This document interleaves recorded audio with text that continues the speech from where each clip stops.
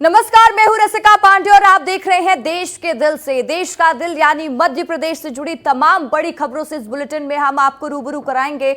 और बुलेटिन की शुरुआत करते हैं इस वक्त की बड़ी खबर के साथ। उस मुद्दे की बात करेंगे जो है तो पुराना, लेकिन उस मुद्दे को लेकर सत्ताधारी दल बीजेपी लगातार कांग्रेस को घेर रही है और इस मुद्दे पर पूरे विस्तार से चर्चा करेंगे। लेकिन उससे पहले इसी मसले पर हमारी एक खास रिपोर्ट देख लीजिए और उसके बाद होगी विस्तार से चर्चा।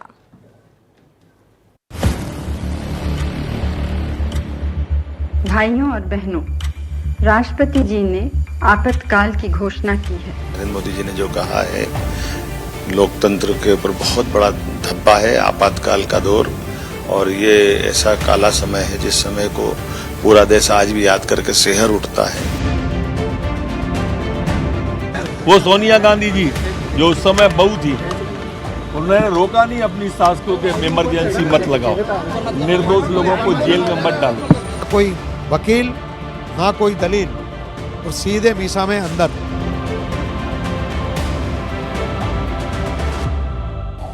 स्वतंत्रता के बाद पहली बार सारे देश को जेल बनाने वाले लोग आज संविधान की प्रतियां लेकर चल रहे हैं। आपातकाल देश के इतिहास का वो दिन जब मौजूदा प्रधानमंत्री इंदिरा गांधी ने देश की सारी ताकत अपने हाथों में ले ली थी। इस बात को पूरे 50 साल बीत चुके हैं, लेकिन 50 साल बाद भी इसकी आंच है कि ठंडी होने का नाम नहीं ले रही है। सत्ताधारी दल बीजेपी पूरे तरीके से कांग्रेस पर आपातकाल को लेकर हमलावर है। देश भर में बीजेपी के बड़े बड़े धुरंधर कांग्रेस को घेरने में लगे हैं और ठीक कुछ ऐसा ही देश के दिल कहे जाने वाले मध्य प्रदेश में भी हो रहा है। फिर चाहे प्रदेश के मुखिया सीएम डॉक्टर मोहन यादव हो या फिर पार्टी के तमाम दिग्गज नेता, हर कोई बस कांग्रेस के 50 साल पुराने फैसले की निंदा कर रहा है। प्रदेश के मुखिया ने आपातकाल को एक लोकतंत्र का काला धब्बा बताया है और बीजेपी नेताओं के संघर्ष को याद किया। साथ ही नगरीय प्रशासन मंत्री कैलाश विजयवर्गीय ने भी इस गरमाए मुद्दे पर अपनी प्रतिक्रियाएं दी हैं। मोदी जी ने जो कहा है, लोकतंत्र के ऊपर बहुत बड़ा धब्बा है आपातकाल का दौर, और ये ऐसा काला समय है जिस समय को पूरा देश आज भी याद करके सिहर उठता है। कांग्रेस को माफी मांगना चाहिए। आपातकाल उनके द्वारा की गई जो जातियां हैं, जिस प्रकार के जख्म उनने दिए, कई परिवार तबाह हो गए। लोकतंत्र को बचाने, संविधान को बचाने का जो भाजपा का संघर्ष है वो सदैव स्मरणीय रहेगा। संविधान की दुहाई देने वाले लोगों ने आज से 50 वर्ष पहले आपातकाल लगाकर संविधान की धज्जियां उड़ाई थी। आज वो लोग संविधान की प्रतियां लेकर पार्लियामेंट में हैं। ये सब लोग जो संविधान का राजनीतिक उपयोग कर रहे हैं, उनकी निंदा की है। बीजेपी ने आपातकाल के दिन को याद करते हुए देश भर में काला दिवस मनाया। मध्य प्रदेश में भी पार्टी ने प्रदेश कार्यालय में इसका आयोजन किया, जहां इसके सम्मान में बीजेपी के वरिष्ठ पदाधिकारी और पूर्व गृह मंत्री नरोत्तम मिश्रा, प्रदेश संगठन महामंत्री और विधायक भगवान सबनानी समेत अन्य नेता मौजूद रहे। बीजेपी के आयोजित इस कार्यक्रम में करीब 30 लोगों का सम्मान किया गया, जहां नरोत्तम मिश्रा ने आपातकाल को लोकतंत्र की हत्या बताया। वो सोनिया गांधी जी जो उस समय बहू थी, उन्होंने रोका नहीं अपनी सास को कि इमरजेंसी मत लगाओ, निर्दोष लोगों को जेल में मत डालो। मीडिया पर जिस तरह से प्रतिबंध लगाया वो निंदनीय कृत्य थे, लेकिन वही संविधान की किताब हाथ में ली है। संविधान की पुस्तक का, बाबा साहब की पुस्तक का अपने वोटों को बढ़ाने के लिए उपयोग कर रहे हो। इतनी सम्मानित चीज, देश के संविधान को बदलने की झूठी अफवाह फैला रहे। अरे कैसे कांग्रेस के लोग। आपातकाल पर बीजेपी लगातार कांग्रेस पर हमलावर है। तमाम बड़े बड़े नेता अपने रिएक्शन दे रहे हैं। वहीं कांग्रेस है कि पूरे तरीके से इस मसले पर बैकफुट पर नजर आ रही है। और ये मुद्दा आज के दिन इतना इसलिए गरमाया है क्योंकि आज ही के दिन यानी 25 जून 1975 को देश भर में इंदिरा गांधी ने इमरजेंसी लगा दी थी, यानी आपातकाल। ब्यूरो रिपोर्ट, विस्तार न्यूज। सत्ताधारी दल बीजेपी पूरे तरीके से कांग्रेस पर आपातकाल को लेकर हमलावर है। देश भर में बीजेपी के बड़े बड़े धुरंधर कांग्रेस को घेरने में लगे हैं और ठीक कुछ ऐसा ही देश के दिल कहे जाने वाले मध्य प्रदेश में भी हो रहा है। फिर चाहे प्रदेश के मुखिया सीएम डॉक्टर मोहन यादव हो या फिर पार्टी के तमाम कद्दावर नेता हो, हर कोई बस कांग्रेस के 50 साल पुराने फैसले की निंदा कर रहा है।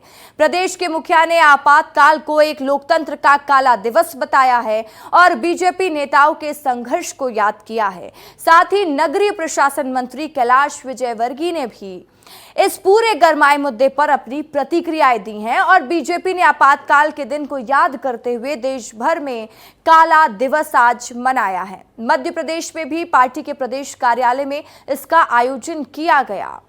वहीं देखिए, 18वीं लोकसभा के संसद सत्र से पहले दिन तो कांग्रेस संविधान के प्रति लेकर पहुंची थी और भयंकर हमलावर थे। संविधान बचाओ का नारा लगाने वाले विपक्षी सदन के पहले दिन फ्रंट फुट पर नजर आ रहे थे, लेकिन आज इमरजेंसी के मुद्दे पर बीजेपी कांग्रेस को घेरती नजर आई। तो आप समझ सकते हैं कि कैसी प्लानिंग थी और आज भारतीय जनता पार्टी के तमाम दिग्गजों ने कांग्रेस पर निशाना साधा।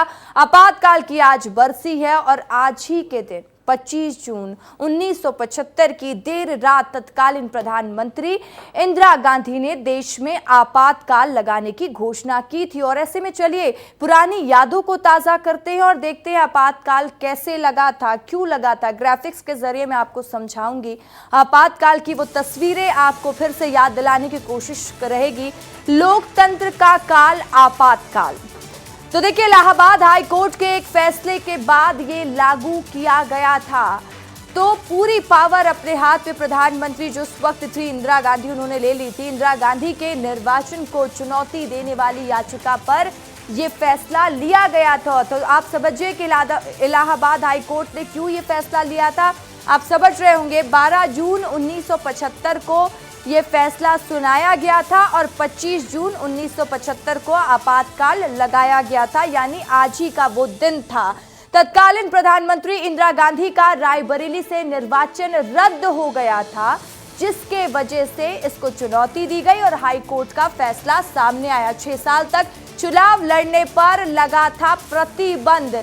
तो देखिए, वो 6 साल तक चुनाव नहीं लड़ सकती थी और उसके बाद ही आपातकाल की घोषणा हुई थी। इंदिरा गांधी के इस्तीफे की मांग भी शुरू हुई थी उस दौरान, जब आपातकाल लगा था, जब इमरजेंसी लगाई गई थी। और इमरजेंसी पर तो अब फिल्म भी बनाई गई है। वो फिल्म में भी आप समझ सकते हैं कि किस तरीके से उस दौरान की स्थिति बनी थी। देश भर में जगह जगह आंदोलन किए गए और उसके बाद सुप्रीम कोर्ट ने भी हाई कोर्ट के आदेश को बरकरार रखा था।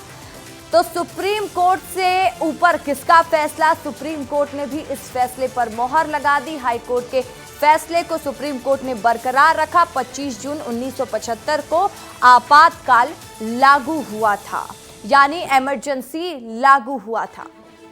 तो चलिए अब खबरों में आगे बढ़ेंगे, क्योंकि आप तो जान चुके हैं कि देश भर में आपातकाल की स्थिति कैसे बनी और इसी को आपको बेहतर तरीके से और समझाने की कोशिश करेंगे। लेकिन आपातकाल के बाद तत्कालीन प्रधानमंत्री इंदिरा गांधी ने क्या कहा था, जरा उसे भी सुन लीजिए, उस पल को याद करते हैं। India is not a small country like the UK. It is a very big country and very complex problems. And in the whole country, they had created an atmosphere of extreme indiscipline, so that somebody like Mr. Galbraith said it seems to be a functioning anarchy, but it was not functioning, it was becoming an non-functioning anarchy. And at that moment, if we had not stopped it, India would not have survived. तो देखिए, देश में आपातकाल लगा, यानी कि emergency. Indira Gandhi ने democracy को बचाने का हवाला दिया। क्यों लगाई गई आपने ये भी जान लिया। तो चलिए अब ये भी जान लीजिए कि कैसे आपातकाल से देश प्रभावित हुआ था। ये भी मैं आपको वॉल में ही ग्राफिक्स के जरिए समझाऊंगी। आपातकाल जब लगा उसके बाद कितना देश प्रभावित हुआ, समझिएगा। देश भर में स्थगित हो गए चुनाव, तो चुनावों को स्थगित कर दिया गया था आपातकाल लगने के ठीक बाद। और साथ ही हर नागरिक के मौलिक अधिकार निलंबित कर दिए गए थे, तो जिससे कितनी परेशानी देशवासियों को हुई होगी। लोगों के पास ना तो प्रकाशन की आज़ादी थी और ना ही जीवन का अधिकार बचा था। तो देखिए, ये ऐसा होता है कि न प्रकाशन की आज़ादी जब नहीं होती है तो ना ही कुछ चीज़ ब्रॉडकास्ट की जा सकती है, ना ही कुछ पेपर में कोई भी खबर ली जा सकती है। तो इस तरह की स्थिति बन गई थी। देश में विपक्ष के नेताओं की गिरफ्तारियां भी हुई थी और जिसको लेकर भारतीय जनता पार्टी के तमाम दिग्गज आज काला दिवस के रूप में भी मना रहे हैं और साथ ही वो लगातार इसी दिन को याद कर रहे हैं और कह रहे हैं कि बेगुनाहों को, जिन्होंने कोई गुनाह ही नहीं किया था, उन्हें जेल भेज दिया गया था। तो बड़े नेताओं को जेल भेजा गया था। विपक्ष के तमाम नेता उस वक्त जेल में गए थे। हम बात करें अटल बिहारी वाजपेयी की, तो उन्हें भी उस दौरान जेल भेजा गया था। देखिए, इतने लोगों को जेल में डाला गया कि वहां पर जगह ही नहीं बची। तो क्या स्थिति रही होगी उस वक्त की, आप समझ सकते हैं, और क्या दृश्य रहा होगा, क्योंकि उस वक्त हम जैसे कुछ लोग या बहुत लोग होंगे जो उस समय के में नहीं रहे होंगे, लेकिन उस दौरान की स्थिति और जो लोग बताते हैं वो बिल्कुल भयावह थी। प्रेस पर सेंसरशिप लगा दी गई थी और यहाँ तक कि प्रेस पे कुछ भी रिलीज नहीं हो पा रहा था और हर अखबार में सेंसर अधिकारी रख दिए गए थे। और सेंसर अधिकारी कौन थे? वो लोग थे जो ये ही डिसाइड करते थे कि क्या खबर छपनी है, क्या खबर नहीं छपनी है। सेंसर अधिकारी की अनुमति के बिना नहीं छप सकती थी खबर। तो आप समझ रहे हैं कि किस तरीके की स्थिति उस दौरान उत्पन्न हुई थी। सरकार के खिलाफ खबर छापी तो गिरफ्तारी झेलनी पड़ेगी। ये तानाशाही जैसा रवैया था कि अगर सरकार के खिलाफ, जो मौजूदा सरकार थी उसके खिलाफ खबर चल जाती तो जेल भेज दिया जाता। इस दौरान की स्थिति बन जाती और साथ ही देखिए, प्रकाशन और पुलिस के लोगों को प्रताड़ित किया जा रहा था। तो आप समझ चुके हैं कि किस तरह की स्थिति उस दौरान बनी थी और देश कैसे प्रभावित हुआ।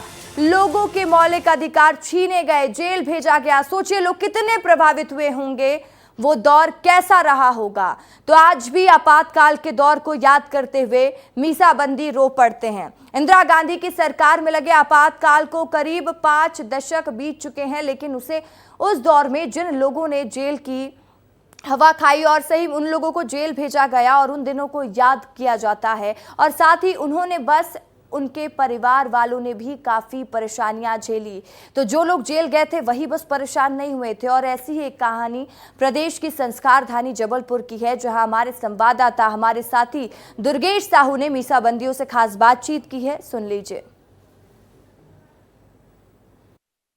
हिंदुस्तान के लोकतांत्रिक इतिहास में आपातकाल को काला अध्याय के रूप में देखा जाता है। इंदिरा गांधी की सरकार ने जब देश में आपातकाल लगाया तो हाहाकार मच गया। आम जनता के लोकतांत्रिक अधिकार छीन लिए गए और उस वक्त जिन लोगों ने इस आपातकाल के खिलाफ विरोध प्रदर्शन किया, जेल गए, आज उन्हें मीसाबंदी के नाम पे जाना जाता है और सरकार उनका पूरा ख्याल रख रही है। जबलपुर में भी, जबलपुर की सेंट्रल जेल में 800 से ज़्यादा मीसाबंदी रखे गए थे। उस दौरान जब ये तमाम लोग जो इस समय आप तस्वीरें देख रहे हैं, ये उस ज़माने में 15 साल, 20 साल, 25 साल के लोग रहे होंगे और उस दौरान ये जोश था कि आपातकाल के खिलाफ किस तरीके से विरोध करना है। हमारे साथ कुछ साथी हैं। सर, बहुत कठिन समय था कहते हैं उस दौरान, और किस तरीके से देखते हैं आप उस समय को और आज के दिनों को याद करते हैं? जितनी आज़ादी हमें आज है, इस आज़ादी की तो उस ज़माने में हम कल्पना नहीं करते थे। कल्पना के साथ साथ ये भी था कि हम आपस में यदि चर्चा करते थे तो ये देखते थे कहीं दीवार के पीछे कोई खड़ा होकर सुन तो नहीं रहा है। तो इतना भय का वातावरण, आप समझ सकते हैं कि इतना भय का वातावरण था। 19 महीने तकरीबन आपातकाल रहा। जब आप लोग जेल गए और इतना लंबा वक्त बीता तो उम्मीद थी कि ये दौर भी ख़त्म होगा या फिर उम्मीद टूटती जा रही थी? उम्मीद टूटती जा रही थी। ऐसा समझ में आ रहा था कि अब हम लोग को मतलब जेल ही में रहना पड़ेगा। और मैं तो केवल मात्र 15 दिन जेल में रहा। मेरे पिताजी करीब 4-6 महीने जेल में बंद रहे। मैं संघ के माध्यम से सत्याग्रह करके जेल में गया था। क्या परिस्थितियाँ बन गई थी उस ज़माने में? उस समय क्या है, हम लोग छोटे थे और शाखा जाते थे। संघ के हम लोग स्वयंसेवक हैं। जो हम लोग संघ में दायित्व दिया जाता था उसको हम लोग पूरा करते थे। उस समय आदमी खाने को मोहताज था। ऐसी स्थिति किसी को मिलने नहीं देते थे, रिश्तेदारों से नहीं मिलने देते थे। निश्चित तौर पर जिस दौर में इन तमाम लोगों ने वो कष्ट सहे, इनके परिवारों ने वो कष्ट सहे, उस तुलना में अगर आज की स्थिति देखें तो सभी लोगों का यही कहना है कि आपातकाल अगर सोच भी लेते हैं तो हमारी आंख से आंसू निकल आते, जैसा कि अभी एक शख्स के सामने हमारे निकले। और निश्चित तौर पर बहुत कठिन दौर था, 49 साल बीत चुके हैं, 50वां साल लग रहा है और यही वजह है कि आज भी उस दौर को याद करते हुए लोग सहम उठते हैं, उनकी उम्मीदें टूट जाती हैं और फिर से वही दर्द उनके सामने आ जाता है। लेकिन निश्चित तौर पर परिवर्तन हुआ है, आज वो परिस्थितियां नहीं है। कैमरामैन नवीन के साथ दुर्गेश कुमार, विस्तार न्यूज़। तो इस रिपोर्ट में फिलहाल इतना ही। खबरों में आगे बढ़ेंगे और इसी मुद्दे पर ज्यादा जानकारी के साथ और भी डीप एनालिसिस के साथ रात 8 बजे हमारे एग्जीक्यूटिव एडिटर ज्ञानेंद्र तिवारी आपके सामने रहेंगे। तो देखना ना भूले, वो विस्तार से आपको समझाएंगे कि आखिर आपातकाल के दौरान स्थिति क्या बने। तो चलिए खबरों में बढ़ते आगे। डॉक्टर मोहन यादव की अध्यक्षता में आज कैबिनेट की बैठक हुई, जिसमें कैबिनेट में कई अहम प्रस्तावों पर मोहर लगी है। किन किन प्रस्तावों पर मोहर लगी है, कौन से मुद्दे आपसे जुड़े हुए हैं, इस रिपोर्ट में बेहतर समझ लीजिए।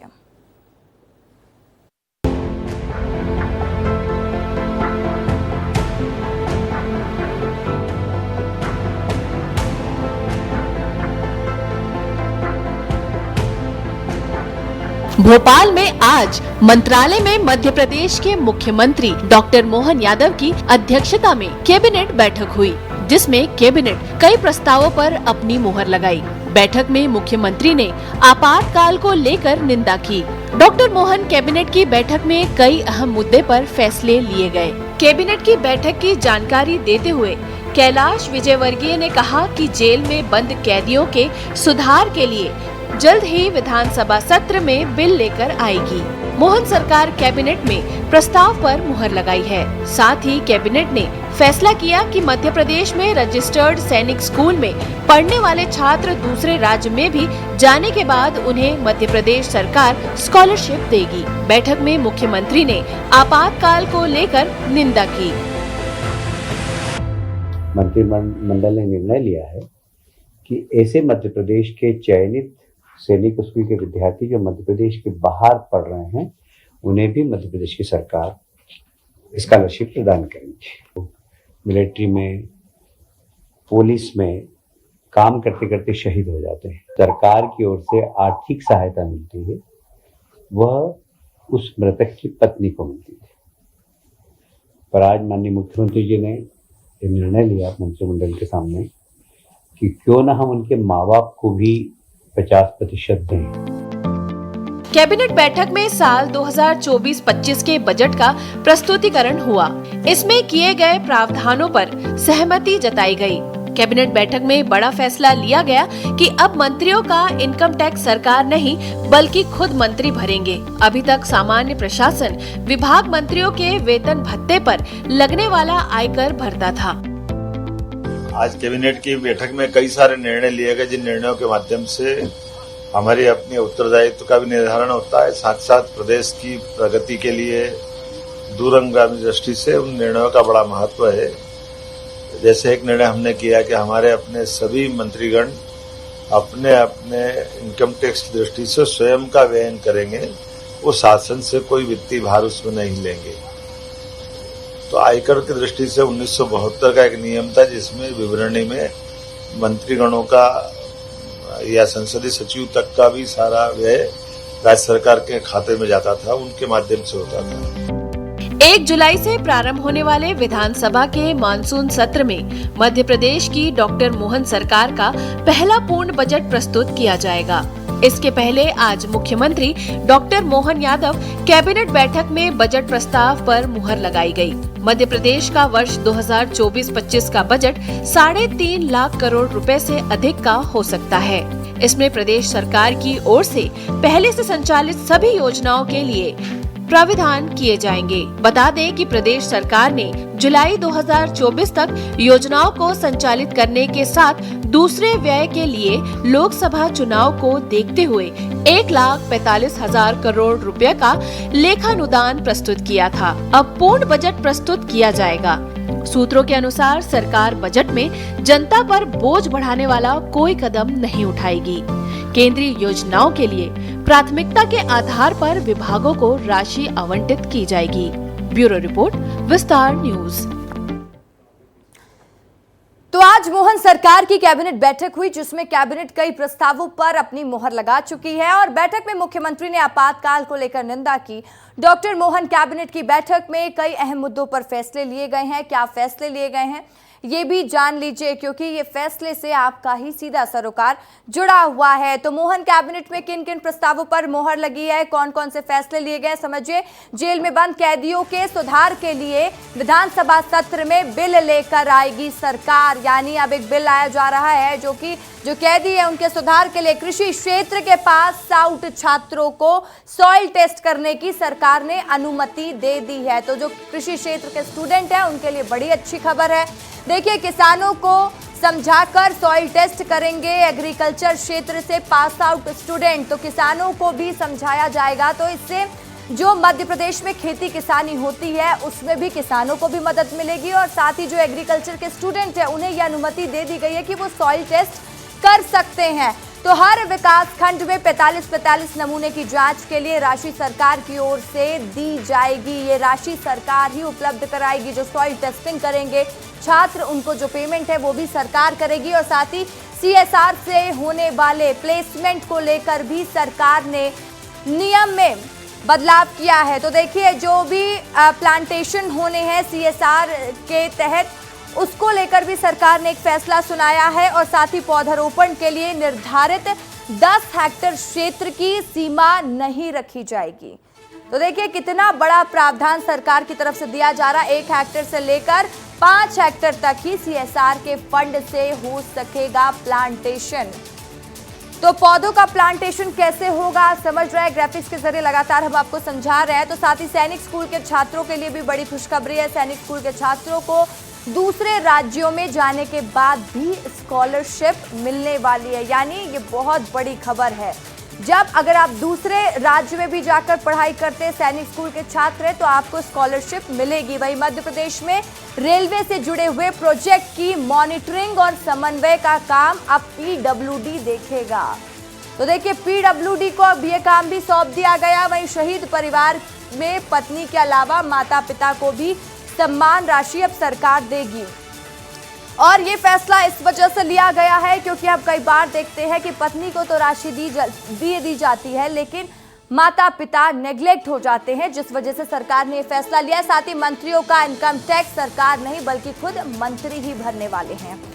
तो आप समझ सकते हैं कि क्या क्या फैसले आज लिए गए हैं। वहीं अब मोहन सरकार के फैसले की बात हो ही रही है, तो ये भी जान लीजिए कि मोहन सरकार ने कौन कौन से अब तक बड़े फैसले किए हैं, वो भी मैं आपको ग्राफिक्स के जरिए समझा देती हूं कि मोहन सरकार बनने के बाद कौन कौन से फैसले लिए गए। 31 दिसंबर 2023 सभी धार्मिक स्थलों सहित अन्य स्थानों में लाउड स्पीकर पर रोक लगाई गई है। तो सबसे पहले जैसे ही डॉक्टर मोहन यादव मध्य प्रदेश के मुख्यमंत्री बने, उन्होंने सबसे पहला फैसला यही लिया था। सुप्रीम कोर्ट की गाइडलाइन के अनुसार चलने की बात कही थी, स्पीकर नहीं लगाने की बात वो कहते हुए नजर आए थे और बिना लाइसेंस खुले में अवैध रूप से मांस मछली खरीदने और बेचने पर प्रतिबंध लगाया गया था। तो ये सब फैसले 31 दिसंबर 2023 को लिए गए थे। वहीं 11 मार्च 2024 को कौन से फैसले लिए गए समझिएगा।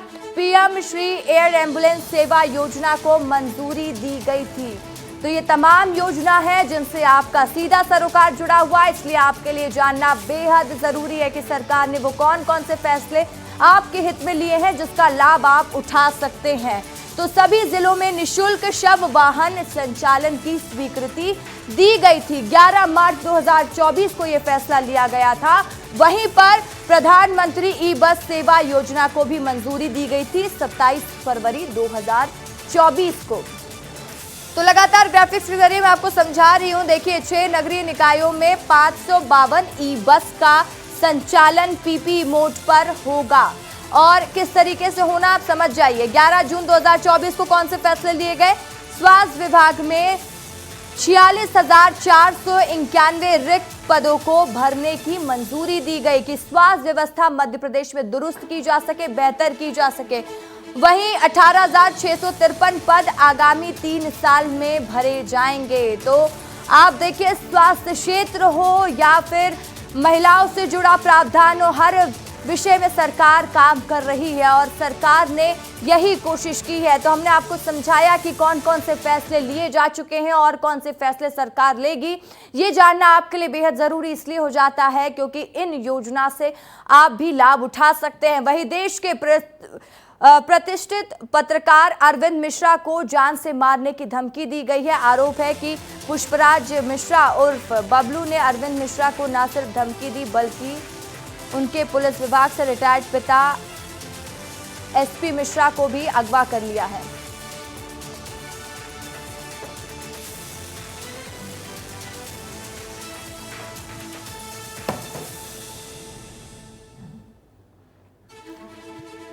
और हमारे संवाददाता विवेक तिवारी फोन लाइन पर जुड़ चुके। विवेक, बताइएगा पूरा मामला क्या है? मैं आपको बताना चाहूंगा कि ये मामला त्योथल क्षेत्र का है जो चाक घाट इलाके में है। ये अरविंद मिश्रा पत्रकार थे, इनका पूरा परिवार यहाँ रहता था। किसी जमीनी विवाद को लेकर विवाद इतना बढ़ा और दबंगई आप समझिए कि इतनी ज्यादा कि रिटायर्ड पुलिस अधिकारी जो बड़े पदों पर रहे हैं उनके पिता को बोनट में बांधकर 4 किलोमीटर तक घसीला गया।